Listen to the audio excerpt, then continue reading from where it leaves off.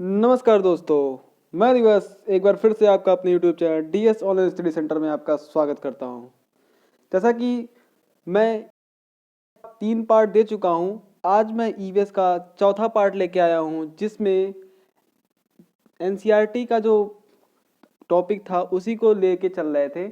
इसमें कुछ पार्ट अभी और आएंगे, इसके आगे लगभग 5 पार्ट और आएंगे, क्योंकि बहुत छोटी छोटी वीडियो बना रहा हूँ। क्योंकि जैसे छोटी छोटी वीडियो रहती है तो आदमी चलता फिरता कहीं भी रहता है तो सुन लेता है, और बड़ी बड़ी वीडियो रहती है तो वो टाइम देख के ही लगता है कि उसको कि क्या कहते हैं, इतना लंबा वीडियो है कौन देखे, इसलिए छोटा छोटा वीडियो दिखा रहा हूँ, बना रहा हूँ। और देखते देखते आप लोग एकदम देखते देखते इसको अगर आप लोग 5-6 बार अगर देख लेंगे ही तो आप लोगों को एकदम कंठस्थ हो जाएगा, एकदम याद हो जाएगा, रट जाएगा। और इससे आपको क्वेश्चन पेपर में जरूर देखने को मिलेंगे। कई मतलब पीछा प्रैक्टिस सेट उठा के देखिएगा, उसमें भी आपको क्वेश्चन मिल जाएंगे। हर जगह आपको क्वेश्चन, मतलब सीटेट का जो प्राइमरी लेवल का एग्जाम होता है उसमें आपको क्वेश्चन जरूर देखने को मिलेंगे। तो आज की वीडियो में देखते हैं आज का टॉपिक क्या है। पहला टॉपिक क्या है, हमारा भोजन। हमारा भोजन। देखिए, भूख लगने पर भूख लगने का पता मस्तिष्क के हाइपोथैलेमस से पता चलता है। क्या? भूख जब लगती है तो हमें किससे? हाइपोथैलेमस से क्या पता चलता है कि हमें भूख लग गई। कौन सी ग्रंथि है? एक हाइपोथैलेमस मस्तिष्क में एक ग्रंथि होती है। क्या होती है? ग्रंथि होती है। इससे पता चलता है कि क्या कहते हैं, हमें भूख लग गई। हाइपोथैलेमस एक ग्रंथि एक्टिव हो जाएगी और कहेगा कि भाई अब कुछ खाना है, कुछ खाना है, कुछ खाना है। तो भूख लगने का पता मस्तिष्क के हाइपोथैलेमस ग्रंथि से पता चलता है। ठीक। तो खाना बनाने का तरीका क्या क्या होता है, पकाने का तरीका क्या क्या होता है? एक भून कर होता है, उबाल कर होता है, तल कर होता है और सेक कर होता है। खाने को मतलब फ्राई करते हैं, भून कर मतलब फ्राई करना, उबालना मतलब पानी में रख के उबाल देते हैं, तल कर ऑयल में तल कर बढ़िया से, सेक कर मतलब 4 तरीकों से क्या करते हैं खाना बनाने का तरीका। क्या है? 4 तरीके।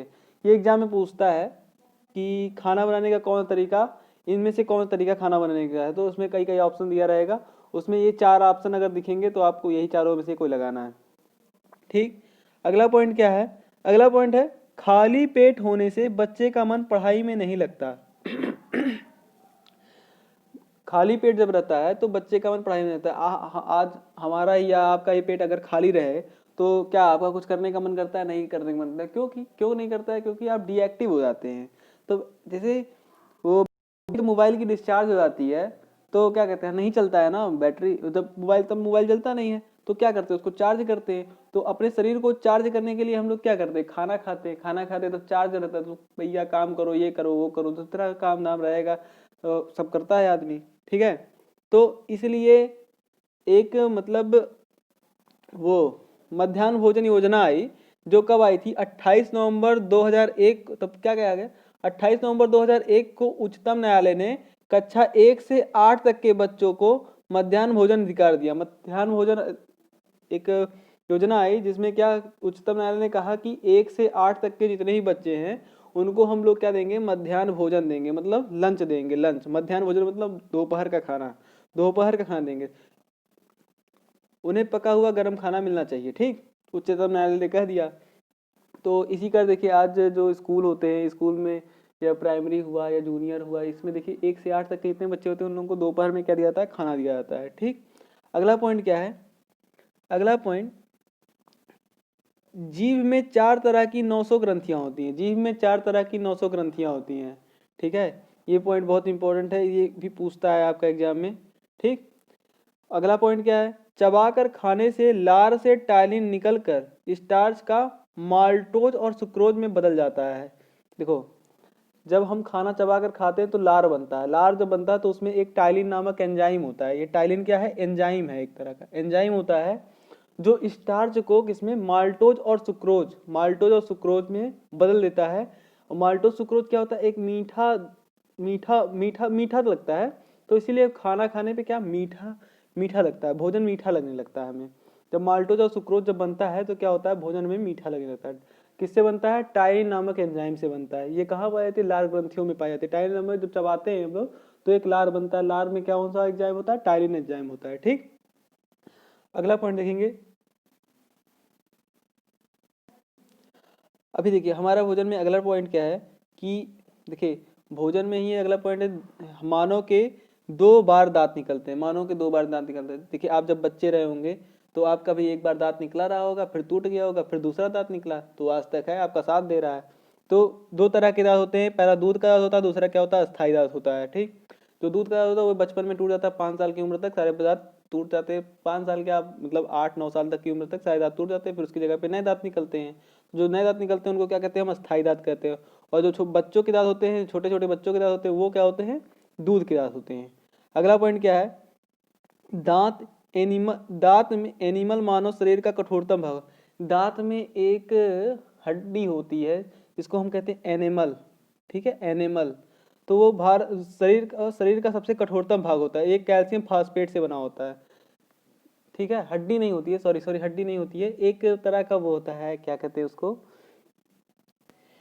एट द टाइम मुझे याद नहीं आ रहा है एनिमल क्या होता है, लेकिन ये सब शरीर का सबसे कठोरतम पार्ट होता है। ठीक है, एनिमल, जब ये पूछेगा कि शरीर का सबसे कठोरतम पार्ट क्या होता है, तो यहाँ पर क्या लगेंगे, एनिमल। एनिमल क्या होता है मैं आपको अगली वीडियो में बता दूंगा, अगली वीडियो में क्या होता है, एनिमल क्या होता है। जो कैल्शियम फास्फेट से बना होता है, किससे बना होता है, कैल्शियम फास्फेट से बना होता है। ठीक, और अगला पॉइंट क्या है, हमारे पेट के अंदर का तापमान 30 डिग्री सेंटीग्रेड होता है।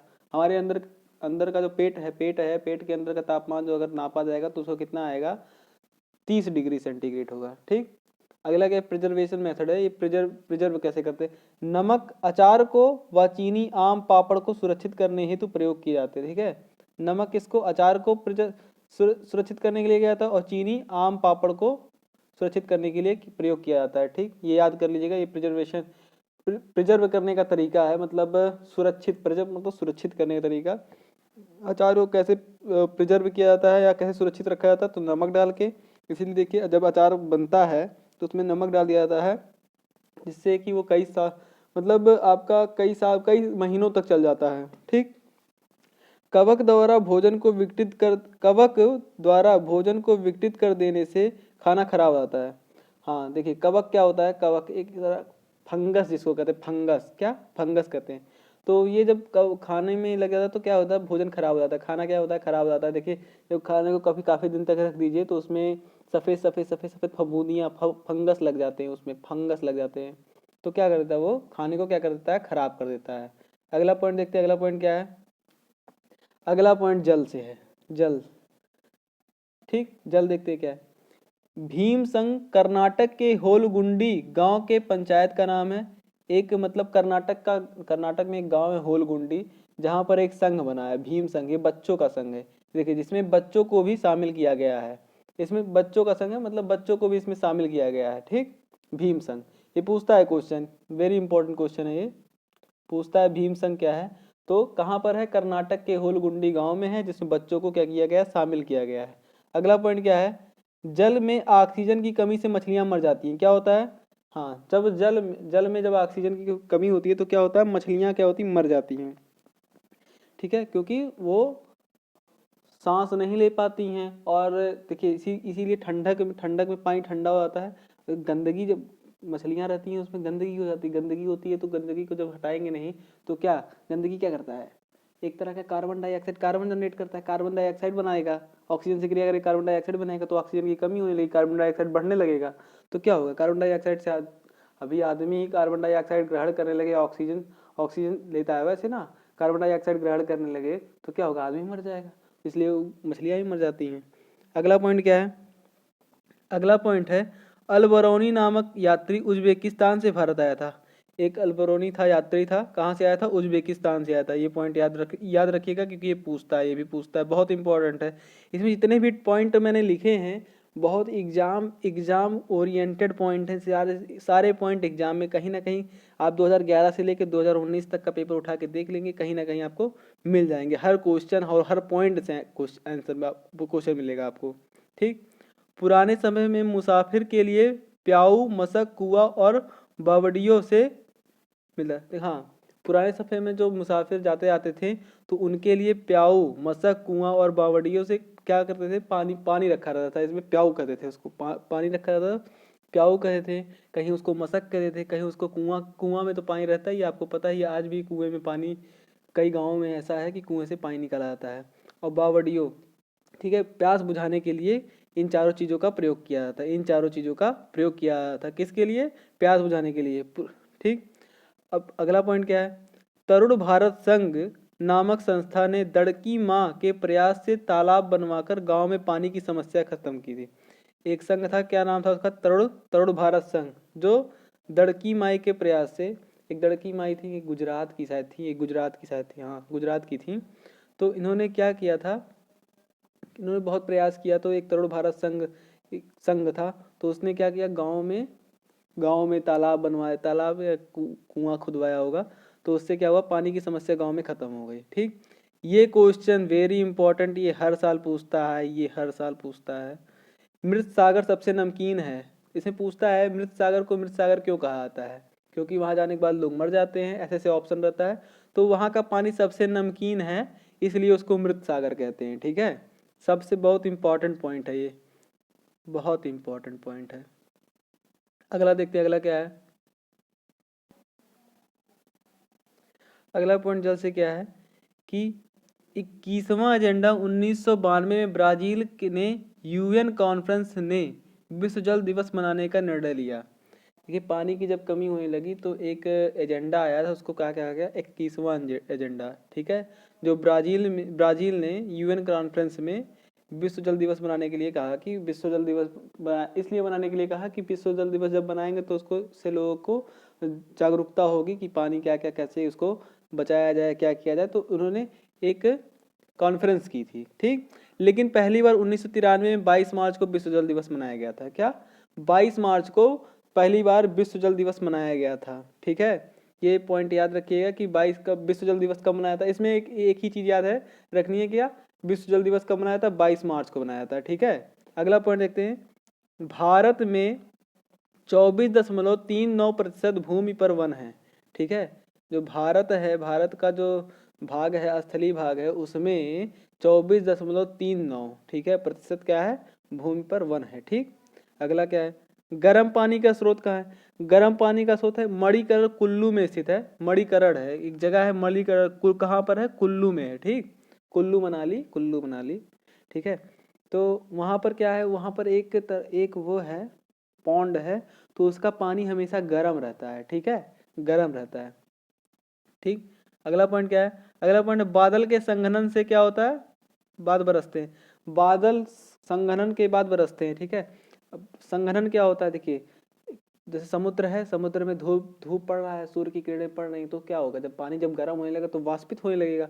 वाष्पित होगा तो वो जाके ऊपर वाष्पित होगा तो इकट्ठा होगा, इकट्ठा ऊपर जाके इकट्ठा हो जब होगा तो वो बादल का रूप ले लेगा और वो कहीं जाके बरस जाएगा। तो वही लिखा है, बादल संघनन के बाद क्या होते हैं? बरसते हैं। ठीक। और उसके बाद वर्षा जल संग्रहण के लिए टाका मेघ होता है। ठीक है, हाँ, जब राजस्थान में पानी की कमी है, तो वहाँ पर पानी को संग्रहित करने के लिए, मतलब इकट्ठा करने के लिए एक जगह बनाई जाती है, मतलब ऐसे दीवार ईट ऊट से घेर वेर के बनाया जाता है। उसको क्या कहते हैं? टाका कहते हैं। क्या कहते हैं? टाका कहते हैं। ये कहाँ होता है? राजस्थान में होता है। राजस्थान में कहाँ होता है? राजस्थान में। ठीक है, आगे देखते हैं, आगे क्या होता है, आगे क्या कहता है। आगे आगे ये है खेल से संबंधित प्रश्न। खेल से संबंधित प्रश्न किस तरह से पूछते हैं? देखिए, खिलाड़ी की योग्यता की पहचान उसके खेल से होती है, ना कि उसकी जाति या आर्थिक स्थिति से। बात सही है कि जब खिलाड़ी है, जब वो खेलना जानेगा तभी ना उसकी पहचान होगी, उसके आर्थिक स्थिति चाहे उतना मजबूत रहे। अब विराट कोहली हैं और उनके पापा चाहे इतना अमीर रहें, ठीक है, और चाहे जिस जाति के रहें, उससे तो हमें मतलब नहीं, लेकिन विराट कोहली को अगर खेलेंगे अच्छा तभी लोग कहेंगे कि हाँ ये भारत के लिए अच्छा खेलता है। ऐसे ही सारी टीम के सारे मेंबरों के लिए यही चीज़ है। ठीक है, तो ये पहला पॉइंट ये है कि खिलाड़ी की योग्यता की पहचान उसके खेल से होती है, ना कि उसकी जाति से या आर्थिक स्थिति से होती है। ठीक। अगला पॉइंट क्या है? कबड्डी में कुल 7 खिलाड़ी होते हैं। वेरी इंपॉर्टेंट, ये हमेशा पूछता है, कबड्डी में कितने खिलाड़ी होते हैं? 7 खिलाड़ी होते हैं।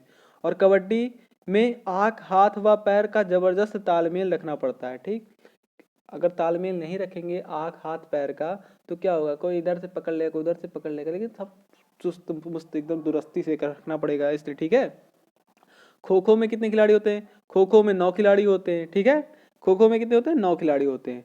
कबड्डी में 7 खिलाड़ी होते हैं, खो खो में 9 खिलाड़ी होते हैं। ये चीज पूछता है, इसको आप ध्यान से एकदम पढ़ लीजिएगा, एकदम पूछता स्क्रीनशॉट इस सब का बना लीजिएगा, ठीक है। बहुत इंपॉर्टेंट सब टॉपिक है। हाँ, आज की वीडियो में बस इतना ही। अगर आपको सेशन अच्छा लग रहा हो तो इसको चैनल को लाइक करें, सब्सक्राइब करें और अपने दोस्तों को ज़्यादा से ज़्यादा शेयर करें, ठीक है। तो इससे क्या होता है कि थोड़ा सा मोटिवेशन आता है और थोड़ा अच्छा लगता है तो और अच्छी अच्छी वीडियो बनाऊंगा, ठीक है। ओके, तो आज की क्लास में बस इतना ही। धन्यवाद।